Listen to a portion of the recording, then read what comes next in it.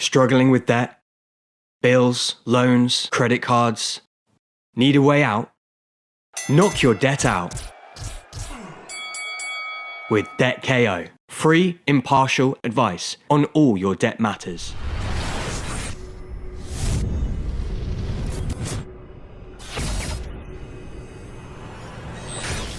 This is UMAR AHMED for IFL team in association with MTK Global at the famous Miguel's Gym here in South London. We can see, joined by the face of South London, Dean Whyte. Come on. Got all your boys training in there today. Busy? Yeah, no, it was a good day, man. I was in there. I think it just got a bit techie. Everyone wanted smoke. No one wanted to work no more. You saw the smoke in there. It's mad. Everyone just wanted the rounds. So it's good. It's nice. It was just technical stuff. The boys just letting out some steam. Good weather. Everyone was trying to bring it, man. But it's all right. It was nice. You was working hard yourself in there? Yeah. That's me, man. I'm here most days, you know. I'm here most days training with these boys. Obviously, we're coaching a couple of them now. So, you know, I kind of get involved. I do my bit. Technical, you know, sometimes a bit of sparring body, sometimes not. For those of you that think I can't box, that's weird. Pop down to the gym if you want. We could have a friendly spar, move around with anyone. Yeah, any of the boys, if they want to come down. You know, there's a lot of internet people, man, do a lot of smoke talking, man. You know what I'm saying? Not anyone in particular, but you know the internet, it does a lot of talking on the keyboards and that. But I'm saying I'm happy to help them get fit and move around, learn, teach them some discipline, manners, respect, integrity, all those things you have to learn to be a boxer. You know, mental toughness, and to respect boxers more than anything, because they put a lot of work in, and sometimes they don't actually get the rewards they deserve as fighters. They don't get to the titles. Their careers cut short because of injuries, and then they put years of their life on hold, relationships, family. And sometimes it's not respected by people who sit there eating pizzas and donuts and other stuff, saying, "Oh, I would have done this when I would have threw a left hook. Oh, I would have threw an uppercut. God damn it, I would have got him out of there." You know what I'm saying? But hey, listen, man, it's part of the makeup, you know, of boxing.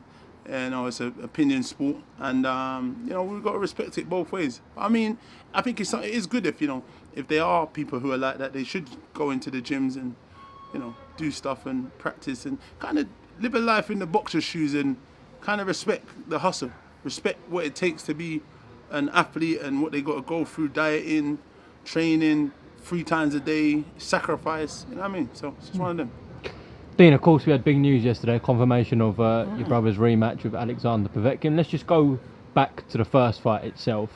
In your opinion, what went wrong for Dillian that night?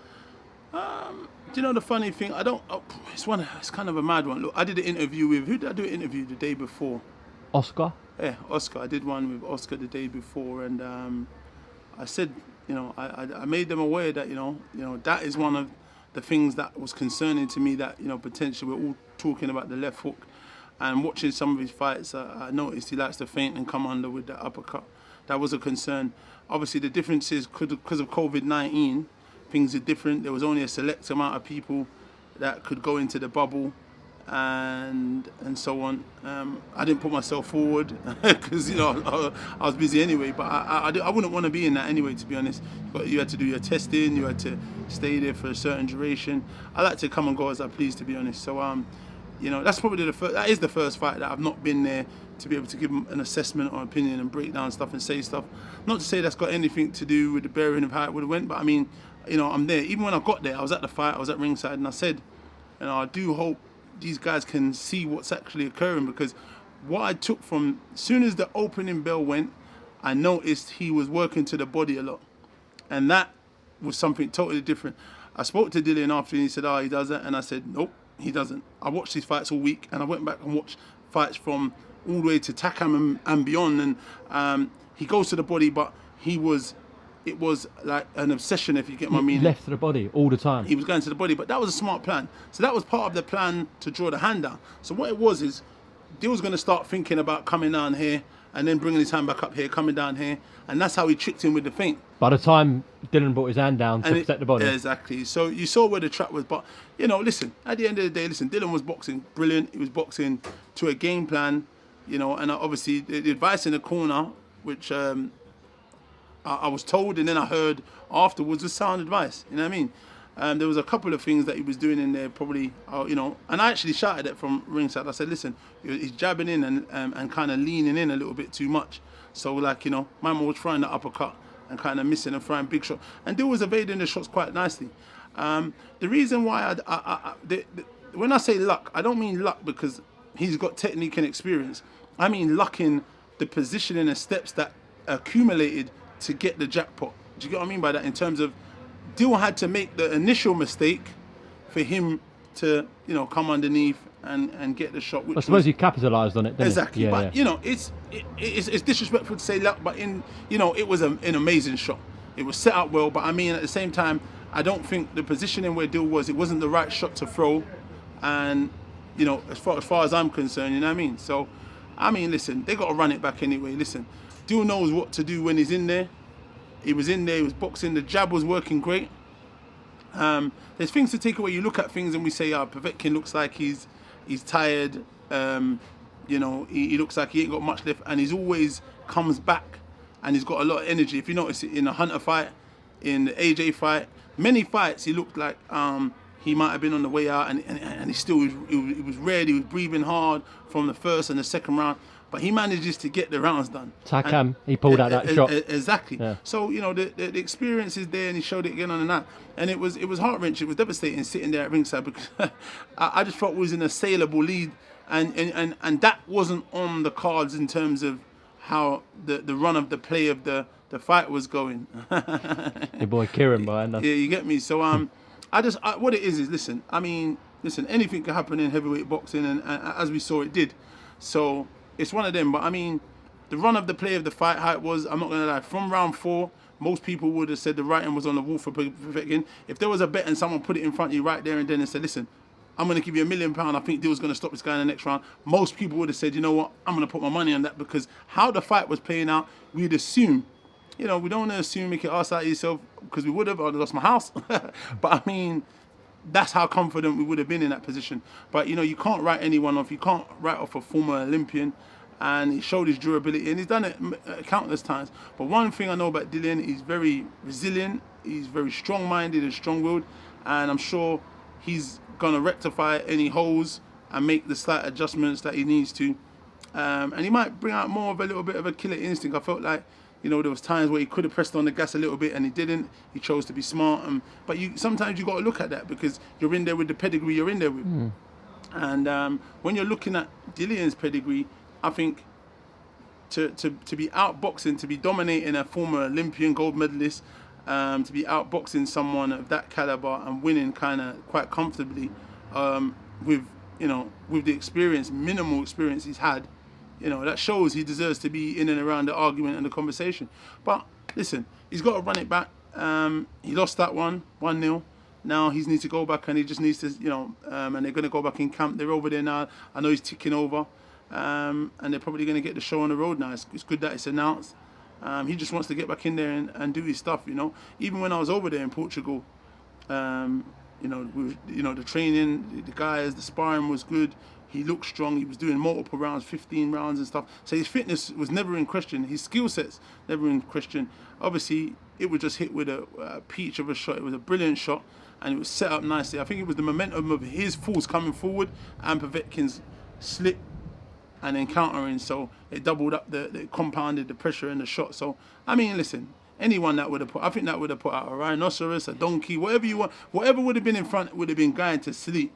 So I heard Huey Fury saying, I took bigger shots than that. Trust me, none of them shots what he took against Povetkin was nothing the same. He did take some decent shots, but he was moving and slipping and rolling with the shots. It was never as clear flush as that shot. And he's got a decent chin, mind you, because, he's done quite good for himself. He took some heavy shots in that fight.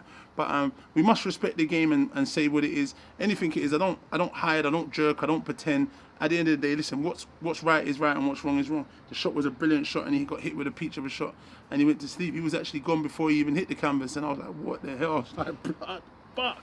That kind of thing. So it's hard. It's heart-wrenching, But now he goes back to the drawing board, and he's got a chance to amend it. There's people that get into this position, they don't.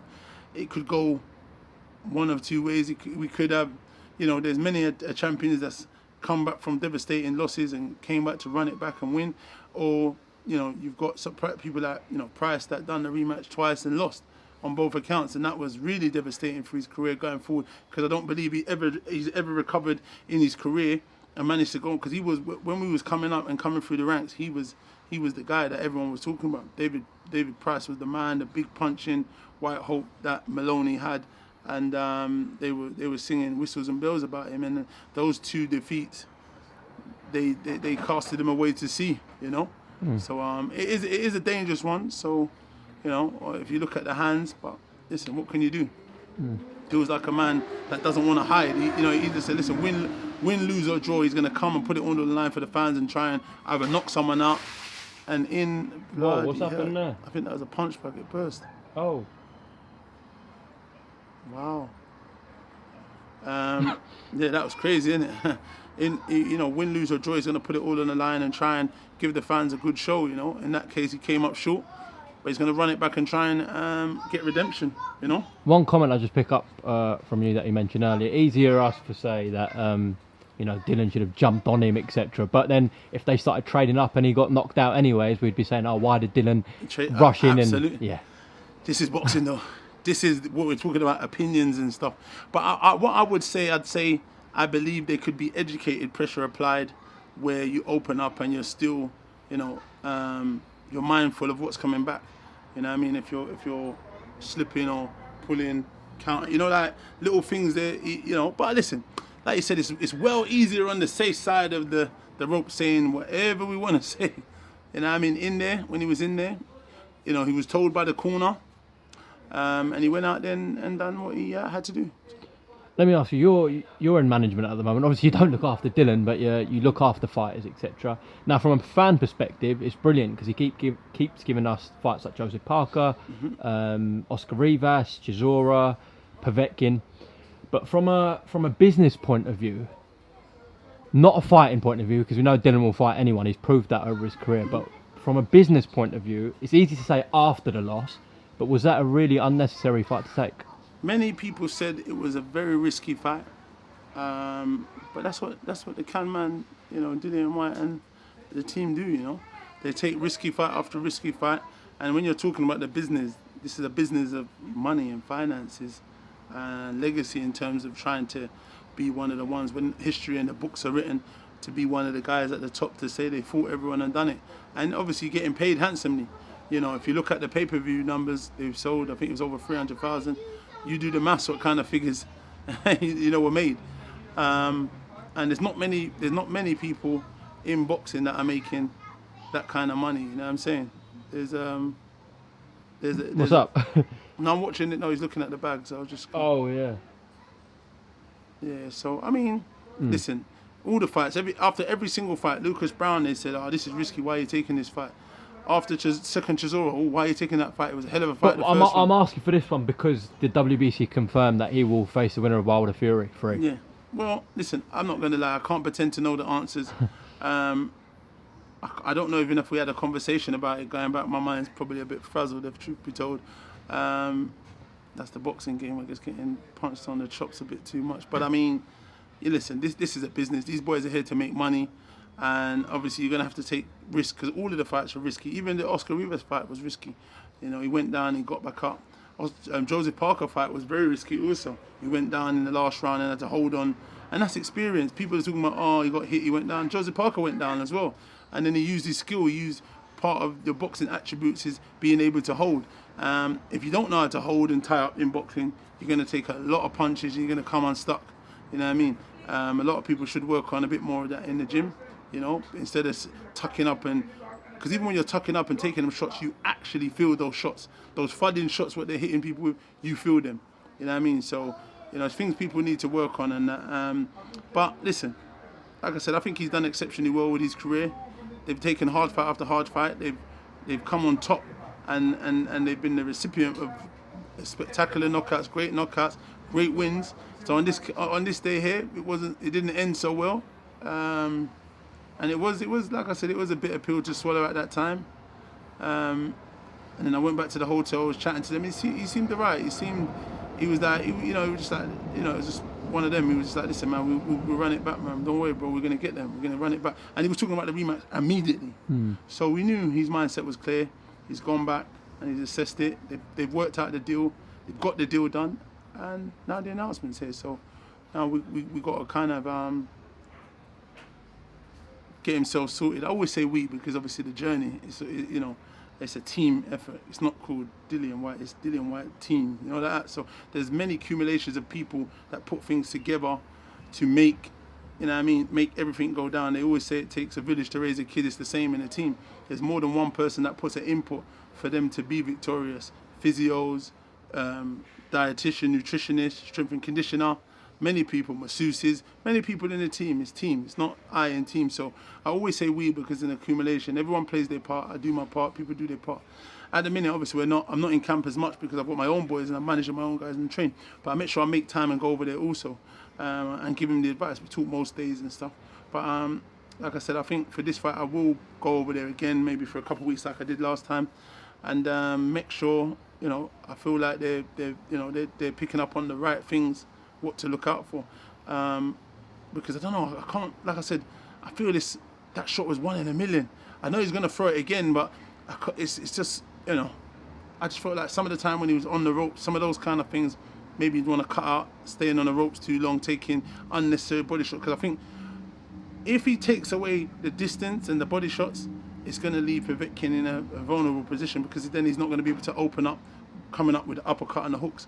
You know, if you understand and gauge the distance. Remember, you see what we was doing upstairs with them boys, where I was able to pull back and fire and kind of come in, change. Well, I switch it anyway, but I'll change stances. That's not really Dill's style. But I mean, and you saw the other kid doing that and kind of countering. Do you think you should have pushed him back more with a jab? Absolutely. But I mean, listen, it's easy to say. Like, you know, it's mad that we will talk about stuff. I think. I mean, when he was jabbing, I think he's overreaching his front. He's going over the front leg, wasn't he? That was a big no-no. That's something he needs to work on. I think he wants to probably push it. You know, you got to mix it. But what it is why you got to feint, and even that I was saying you need to feint a bit more, or maybe feint with your liven up your feet. So he's feint, double jab, maybe pressing back a little bit, or feint, snap it, and then come back out of range. Because obviously he's going to throw the hooks and he's going to throw the overhand. But Dill was missing them quite nicely. You know what I mean? But listen, I don't know, man. Like you say, we could say many things, and then because boxing is something else. It's like a jack in a box, you know. Something else pops up. Do you get what I'm trying to say? So, I just feel like the distance where it was, Povetkin is at his most dangerous in mid to close range. You know what I mean? But I felt like Dill could have closed the distance and tucked up and sat right on his chest and worked him. Because I don't know if he can work in the pocket, Povetkin, really close, and touch him up close and come over the top and manhandle him and try and make it a little bit more rugged and old man him, especially when he got him hurt. But listen, this is just me making speculation and thinking. It means absolutely nothing. When the time comes, he's got his team, his cornermen. I'll give an input on what I think. But I'd like him to just be smart and have that educated oppression and apply that, and the team to give him the right information to go out there. And when the right moment is, to make sure he sets on the gas in a smart, educated way. You know what I mean? We look forward to the rematch. I'm sure he's working hard out in Portugal with Xavier Miller and the rest of the boys. Yeah. One thing I will say, no excuses from Dillian after the fight. No, absolutely none. Listen, like I said, the cameraman, like he said, man, listen, you win some, you lose some, you might draw fights. He's always put it on the line and he said it what it is, you know what I mean? He's you know, like obviously had a lot of criticism from many different people, you know. You got Andy Ruiz there, Wilder came out, a few others, and you know, these are heavyweight boxers, obviously, who he's had running feuds with for a while. So it was only natural that they was going to come out and give their input. For me, I don't look at that and say anything, because it's part of the game. It's part of these guys' hustles. You know, they all talk about each other. They keep each other relevant for fights that are going to occur with each other and so on.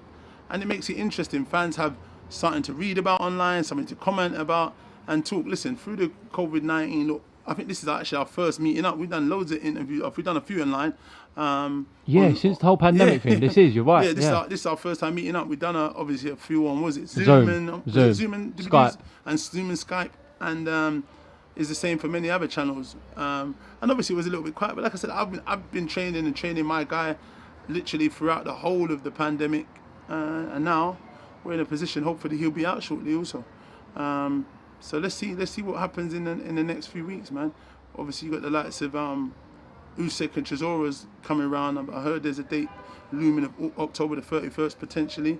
I know they was looking at the Royal Albert Hall, but I don't think they've got back to them yet. They're hoping the British boxing boards are going to allow crowds maybe end of October and November, but we'll see. They might change their mind. And there's loads of other fights out there, man. Joshua Pulev, Fury Wilder That's 3. December, right? December, Fury Wilder 3 and Joshua Pulev. And then obviously your brother with Povetkin in November. So there's 4 potential big heavyweight fights. Yeah, listen, and that's amazing for boxing fans. All involving UK fighters. It's going to be a great time. When is that? December the 6th, Pulev and... No, so Fury Wilder 3 is December 19th in Vegas, reportedly. Joshua Pulev hasn't actually got a date yet. I think Eddie's going to announce something soon. See, your brother has got a date, and Usyk Chisora is still waiting. But I think all these fights will happen. Yeah, I'm trying to do a show. I think I'm going to do my first show, actually. Yeah? Yeah. When's that going to be, roughly? The date we've got booked at the minute is November the 28th. London? No, maybe Luton at the minute. Okay. Yeah, obviously Luton. What kind of show is this going to be? How many fights? I don't know. At the minute, obviously, we're only allowed 7. Hopefully, this week, the British Boxing Board will announce that they're going to up that to more, so we'll see. And what I'll do is I think we might be putting on a welterweight European title, hopefully. WBO, we'll see. Oh, okay. And a few other guys, and I'll maybe put on one of my guys or something like that. I'm just trying to get the ball rolling, get a few guys out, get a few of my boys out, and get involved in the parties to a degree, and just continue to build and learn in the sport.